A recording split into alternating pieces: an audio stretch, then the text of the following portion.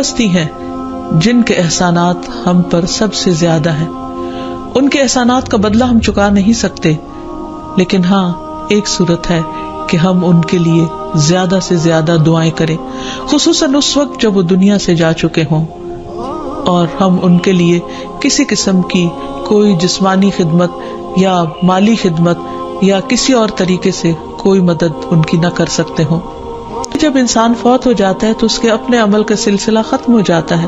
3 چیزیں مرنے کے بعد بھی فائدہ دیتی ہیں، جن میں سے ایک صدقہ جاریہ ہے، دوسرے ایسا علم جو انسان اپنے پیچھے چھوڑ جائے جس سے لوگ فائدہ اٹھائیں، اور تیسرے ولد صالح یدعو لہ، نیک اولاد جو اپنے والدین کے لیے دعائیں کرے. یعنی بیٹے کی دعا یا بچوں کی دعا اپنے والدین کے حق میں قبول ہوتی ہے، اس لیے خوب خوب دعائیں کرنی چاہیے. صدقہ دیتے وقت والدین کی طرف سے یعنی ان کو ثواب پہنچانے کی نیت سے صدقہ کیا جائے. اس سلسلے میں ہم دیکھتے ہیں ایک آدمی نے نبی صلی اللہ علیہ وسلم سے عرض کیا، میرے والد فوت ہو گئے ہیں اور انہوں نے مال چھوڑا ہے لیکن وصیت نہیں کی، تو کیا میں ان کی طرف سے صدقہ کروں تو ان کے گناہ معاف کر دیے جائیں گے؟ آپ نے فرمایا ہاں. اسی طرح حضرت عائشہ سے روایت ہے کہ ایک آدمی نبی صلی اللہ علیہ وسلم کے پاس آیا اور عرض کی کہ یا رسول اللہ، میری والدہ بغیر وصیت کے فوت ہو گئی ہیں اور میرا گمان ہے کہ اگر وہ بات کرتی تو صدقہ کرتی، اگر میں ان کی طرف سے صدقہ کروں تو کیا ان کو اجر ملے گا؟ آپ نے فرمایا کہ ہاں. پھر اسی طرح والدین کے اگر روزے رہتے ہوں تو ان کے قضا روزے ادا کیے جا سکتے ہیں. اگر وہ حج نہ کر پائے ہوں تو ان کی طرف سے حج بدل کیا جا سکتا ہے، یہ ان کے لیے ایک بہت بڑا احسان ہوگا.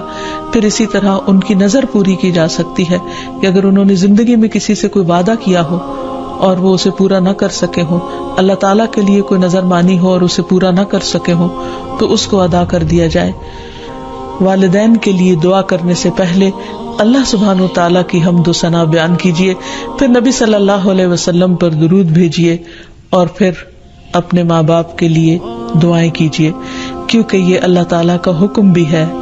وَقُلْ رَبِّ ارْحَمْهُمَا كَمَا رَبَّيَانِي صَغِيرًا، اور آپ کہہ دیجئے اے میرے رب ان دونوں پر رحم کیجیے، یعنی والد پر بھی اور والدہ پر بھی، جیسے انہوں نے مجھے چھوٹا سا پالا تھا، بچپن میں پالا تھا، جب میں نہ خود کھا سکتا تھا نہ پی سکتا تھا اور نہ خود اپنے آپ کو صاف کر سکتا تھا، تو انہوں نے دن رات بغیر کسی وقفے کے میری خدمت کی. تو اے رب اب جب کہ وہ بڑے ہو گئے ہیں، وہ تیری رحمت کے محتاج ہیں، تو ان پر رحمت فرما اور ان کی مشکلات آسان فرما. پھر اسی طرح والدین اگر زندہ ہوں تو بھی دعا کی جائے، اور اگر وہ فوت ہو جائے تو وہ اور بھی زیادہ دعاؤں کے مستحق ہو جاتے ہیں. جب برزخ میں والدین کا درجہ بڑھا دیا جاتا ہے یعنی بلند کیا جاتا ہے تو وہ پوچھتے ہیں کہ ہمیں درجے کی یہ بلندی کیوں کر حاصل ہوئی، تو انہیں بتایا جاتا ہے کہ یہ تمہاری اولاد کی دعا کی وجہ سے. ہم دیکھتے ہیں کہ مختلف پیغمبر بھی اپنے رب سے اپنے والدین کے لیے دعائیں کرتے رہے ہیں، جن میں نوح علیہ السلام کی دعا ہے. وہ کہتے ہیں رب اغفر لی ولوالدی ولمن دخل بیتی مؤمنا وللمؤمنین والمؤمنات، اے میرے پروردگار مجھے بخش دے اور میرے والدین کو بخش دے اور ہر اس شخص کو جو میرے گھر میں مومن کی حیثیت سے داخل ہوا ہو ان سب کو بھی بخش دے. اسی طرح ابراہیم علیہ السلام کی دعا ہے ربنا اغفر لی ولوالدی وللمؤمنین یوم یقوم الحساب، اے ہمارے پروردگار مجھے، میرے والدین اور تمام مومنوں کو اس دن معاف کر دینا جس دن حساب لیا جائے گا. پھر اسی طرح ہم دیکھتے ہیں کہ صحابہ کرام اپنے والدین کے لیے دعائیں کیا کرتے تھے، جن میں خاص طور پر حضرت ابو ہریرہ کا ذکر ملتا ہے کہ وہ ایمان لے آئے تھے لیکن ان کی والدہ مشرکہ تھیں اور وہ نبی صلی اللہ علیہ وسلم کے بارے میں ایسے کلمات کہہ دیتی جس سے ان کو بہت تکلیف ہوتی. تو ایک مرتبہ اسی طرح کے کچھ کلمات سن کر وہ روتے ہوئے نبی صلی اللہ علیہ وسلم کے پاس آئے، کہنے لگے کہ یا رسول اللہ صلی اللہ علیہ وسلم آپ میری والدہ کی ہدایت کی دعا کیجیے. بہرحال آپ صلی اللہ علیہ وسلم نے ہاتھ اٹھا دیے، ان کے لیے دعا کی، اور جب حضرت ابو ہریرہ واپس گھر پہنچے تو ان کی والدہ اسلام قبول کر چکی تھی. حقیقت یہ ہے کہ والدین کے لیے خود بھی دعا کرنی چاہیے اور دوسروں سے بھی دعا کی درخواست کرنی چاہیے. حقیقت یہ ہے کہ ہم پر انسانوں میں سے سب سے بڑا احسان ہمارے والدین کا ہے.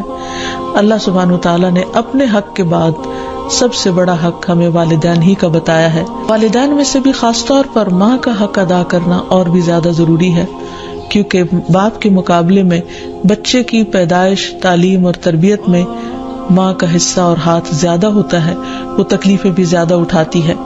اور والدین کا حق ادا نہ کرنا کبیرہ گناہوں میں شمار ہوتا ہے، اور کبیرہ گناہ وہ ہیں کہ جن پر اگر انسان توبہ کیے بغیر مر گیا تو قیامت کے دن سخت پکڑ ہوگی. اور اسی طرح والدین کو رلانا بھی کبیرہ گناہ ہے، ان کو گالی دینا کبیرہ گناہ ہے. پھر اسی طرح والدین تو وہ ہستی ہیں کہ جن کے لیے دعاؤں کے ساتھ ساتھ ان کی طرف سے صدقہ خیرات کرنا بھی خصوصاً ان کے زندگی کے بعد بہت فائدہ مند ہے. انسان کو اگر زندگی میں کچھ مشکل پیش آئے، اپنے بچوں کی طرف سے کوئی پریشانی ہو، یا اپنی صحت کی طرف سے، یا کاروبار اور روزگار میں اگر کوئی پریشانی ہو، تو اس وقت انسان کو اپنے والدین کے ساتھ حسن سلوک کرنا چاہیے.